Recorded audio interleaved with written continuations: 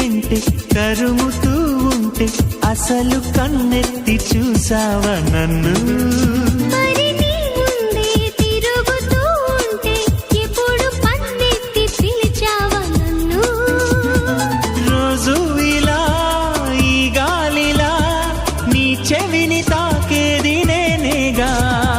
మామూలుగా మాట్లాడక ఈ గాలి గోలికి చిత్రంగా కలుసుకో త్వరగా కలలు నిజమవగా.